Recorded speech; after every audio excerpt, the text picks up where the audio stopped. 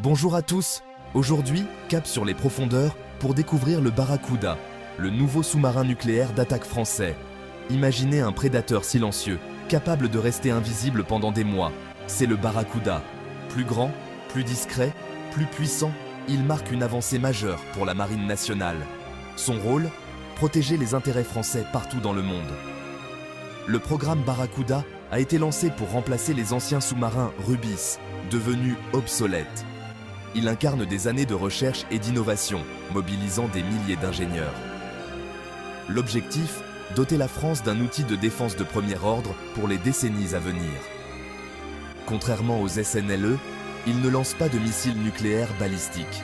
Sa mission, traquer sous-marins et navires ennemis, recueillir du renseignement et déployer des commandos pour des opérations secrètes.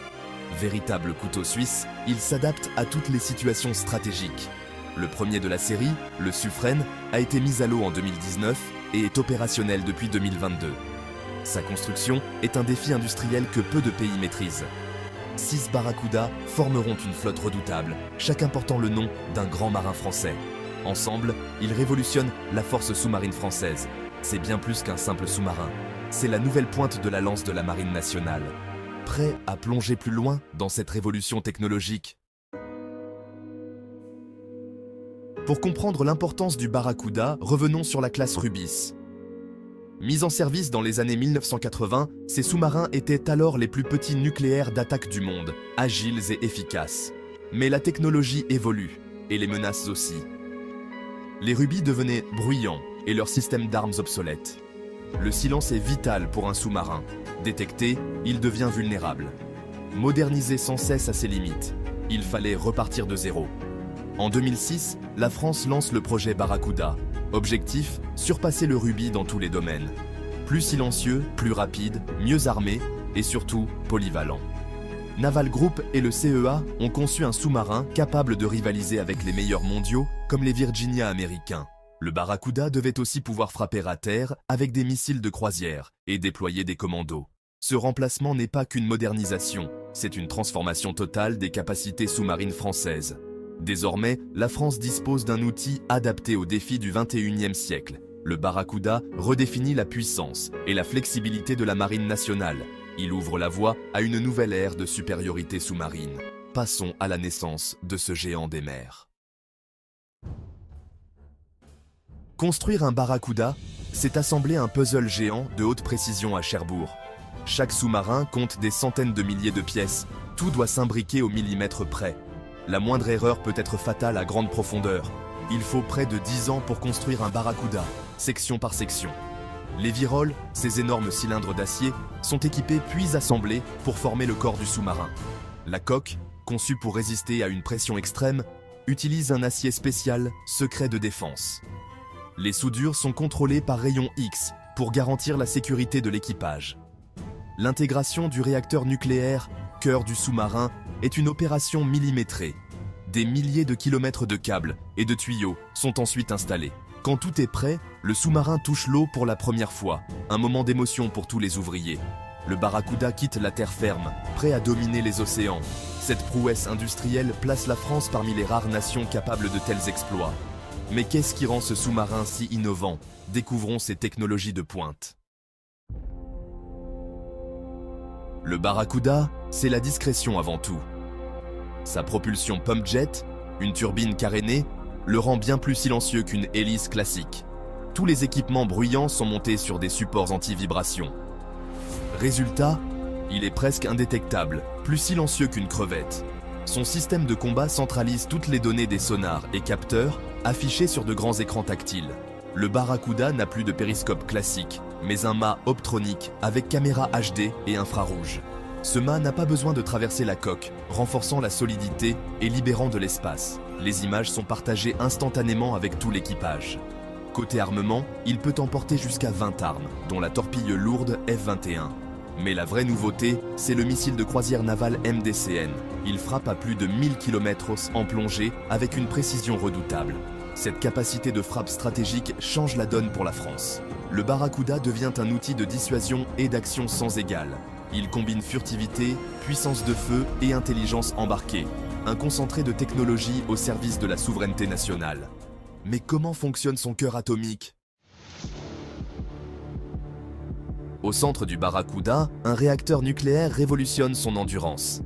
Contrairement aux sous-marins conventionnels, il n'a pas besoin de refaire surface pour recharger. Le réacteur fournit de l'énergie en continu pendant des années, limitant l'autonomie seulement à la quantité de vivres.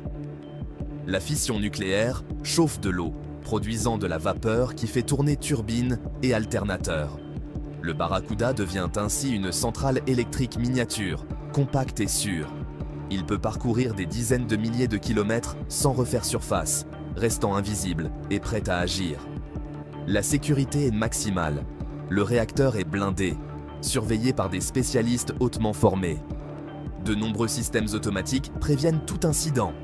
La France maîtrise cette technologie depuis plus de 50 ans. Cette autonomie stratégique donne au Barracuda un avantage décisif sur tous les océans. Il peut attendre, surveiller, frapper, sans jamais être repéré. Passons à ses missions multiples. Le Barracuda, c'est la polyvalence incarnée. Sa mission principale, la chasse aux sous-marins et la protection des navires stratégiques, comme le porte-avions Charles de Gaulle. Grâce à ses sonars et sa discrétion, il traque ses cibles sans jamais être vu. Il protège aussi la force de dissuasion nucléaire française, assurant la sécurité des SNLE. Mais il va plus loin, il peut frapper des cibles à terre avec ses missiles de croisière, influençant des crises sans engager de troupes au sol. Véritable plateforme de projection de puissance, il agit dans l'ombre. Le Barracuda excelle aussi dans le renseignement et les opérations spéciales. Il s'approche des côtes pour surveiller, écouter ou déposer des commandos grâce à un hangar amovible. Les commandos peuvent quitter le sous-marin en plongée, mener leur mission, puis revenir à bord en toute discrétion. Cette capacité d'action secrète est digne des meilleurs films d'espionnage. Le Barracuda s'adapte à toutes les situations, de la guerre ouverte à l'opération clandestine. Il est l'outil ultime de la marine nationale. Mais en quoi marque-t-il un saut générationnel? Le Barracuda n'est pas une simple évolution du Rubis, c'est un bond technologique. Il mesure 99 mètres, presque 2 fois plus long qu'un Rubis, et offre plus d'armes, d'équipements et de confort.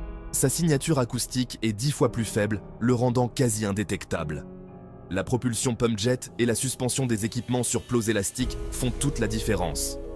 Il emporte jusqu'à 20 armes, dont le missile MDCN, offrant une capacité de frappe terrestre inédite. Le Barracuda passe du rôle de chasseur à celui de plateforme stratégique multimission. Il influence désormais les conflits sur mer et sur terre. Sa philosophie a changé. Il n'est plus seulement un hunter-killer, mais un outil flexible pour les crises modernes. L'équipage profite d'un confort et de systèmes de commande dernier cri. Passer du Rubis au Barracuda, c'est entrer dans une nouvelle ère de la guerre sous-marine. Mais qu'en est-il de la vie à bord? Plongeons dans le quotidien des marins. À bord du Barracuda, une soixantaine de marins vivent ensemble pendant plus de 2 mois, sans voir la lumière du jour. La vie s'organise en quarts, travail, repos, repas, le tout dans un espace confiné. La cohésion de l'équipage est essentielle, la sélection et la formation sont très rigoureuses. Chaque marin doit être polyvalent, prêt à réagir à toute urgence, incendie, avarie, incident nucléaire. L'entraînement commence bien avant la mise à l'eau, grâce à des simulateurs ultra réalistes à Toulon. Les marins s'exercent à toutes les situations, de la navigation à la gestion de crise, dans des répliques exactes du poste de commandement. À l'embarquement, ils connaissent déjà leur navire sur le bout des doigts. Le confort a progressé. Couchettes individuelles, nourriture soignée, petite salle de sport. Malgré tout, la vie de sous-marinier reste un métier exigeant, réservé à des passionnés. Ces hommes et femmes sont l'âme du Barracuda, garant de la sécurité nationale. Leur expertise fait la différence lors de chaque mission. Ils incarnent l'excellence et le dévouement de la marine française. Mais quel est l'impact du Barracuda sur la souveraineté française? Conclusion. L'arrivée du Barracuda marque un tournant pour la défense française. Ce n'est pas une simple mise à jour, mais un bond technologique et stratégique. Sa discrétion, sa polyvalence et sa puissance de feu offrent à la France des capacités inédites. Il prouve l'excellence de l'industrie de défense française. Dans un monde incertain, le Barracuda permet d'agir discrètement, de protéger nos intérêts et de peser sur les crises internationales. Il garantit la liberté d'action et l'indépendance stratégique de la France. Le programme Barracuda maintient des compétences de haut niveau et stimule l'innovation. Les 6 sous-marins assureront la sécurité de la France jusqu'au milieu du XXIe siècle. Ils incarnent la détermination de la France à rester une grande puissance maritime. Le Barracuda, bien plus qu'un sous-marin, est un symbole de souveraineté et d'avenir. Merci d'avoir plongé avec nous dans cette aventure technologique. À bientôt pour de nouvelles découvertes.